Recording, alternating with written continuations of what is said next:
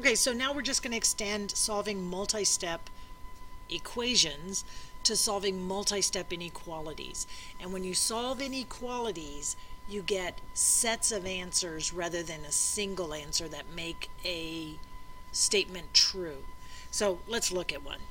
I have here solve 1/3 3 times the quantity of 3x plus 6 is greater than or equal to -1. So in one way, we're just going to ignore the greater than or equal to part. But remember, there's a special rule that goes with solving inequalities, and whenever you see a negative, you should worry just a little bit. So I have a -1 here on the left-hand side, right-hand side of my statement. I'm not really concerned about it because this -1 is just its own negative number. It doesn't tell me, I don't have an instruction to divide by -1 or to multiply by -1, so I should be good to go. But let's see what happens as we move along. Next, I would see that I have a distribution that I need to do before I start to transpose numbers to the other side. But remember, there's a shorthand or a shortcut that goes with this. So I could definitely distribute 1/3 times 3x and then 1/3 times 6. But if you remember, there's a really great little shortcut that says, because I have two factors, because I have something multiplied to the binomial, I can actually go ahead and multiply by the reciprocal, or I can transpose a multiplied 1/3 and turn it into a divided 1/3. And that becomes 3x plus 6 greater than or equal to, well, -1, I'm going to do this off on the side. -1 divided by 1/3 is the same thing as the numerator times the reciprocal of the denominator. If I multiply across, I get -3 and 1 in the denominator, which is just -3. So on this side, I know I have a -3. Keep going. I'm going to subtract 6 from both sides. Now, subtracting 6 has nothing to do with the direction of the sign. The rule is only for multiply and divide, so I should be still good. So I have 3x is greater than or equal to -3 minus 6 is -9. Now, divide by 3. 3 is positive, so I'm not worried about the sign change. And so I have x is greater than or equal to -3. Now, what does that answer mean? What do I have? What does that tell me about my solutions? Well, it means that x could equal 3. That's what this equal means, or excuse me, -3. So if I had a number line, I could put -3, and I certainly could choose -3, plug that back into the original and get a true statement. Let's go ahead and do that, because why not? So that the original is 1/3 times 3 times -3 plus 6 is greater than or equal to -1, and we're not sure if that's true.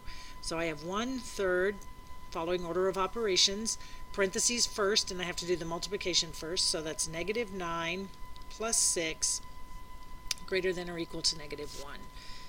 1/3, finishing up the parentheses, -9 plus 6 is -3, greater than or equal to -1, and 1/3 times -3 is -1, greater than or equal to -1. And in fact, it is. It's not greater than, but it's definitely equal to -1.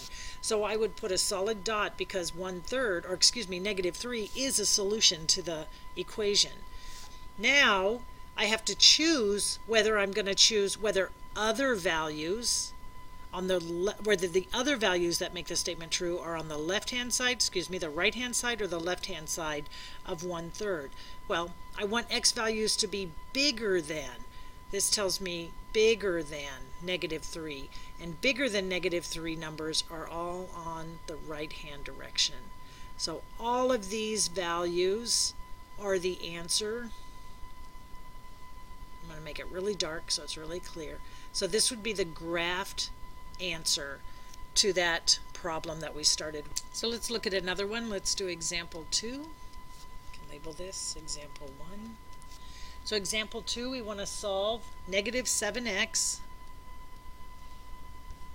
plus 2 greater than -5.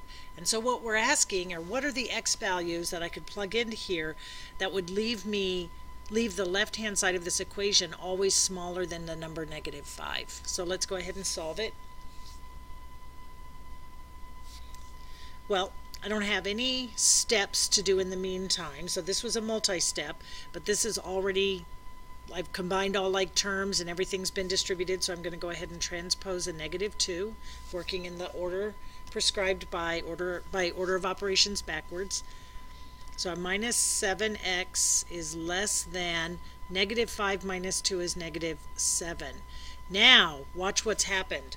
I am now going to have to move this 7, this -7, to the other side, which means I'm going to transpose a multiplied -7 and turn it into a divided -7. And we have a rule for dividing by a negative number, which is that I have to change the direction of the sign. And so in this case, I'm looking at x is bigger than, well, -7 over -7 is 1. So all of my answers in this case are all of the x values I could plug in to make this true. Well, they're never going to equal 1 because I don't have an equal sign, so I can't actually pick 1, but I can pick all the x values that are bigger than 1.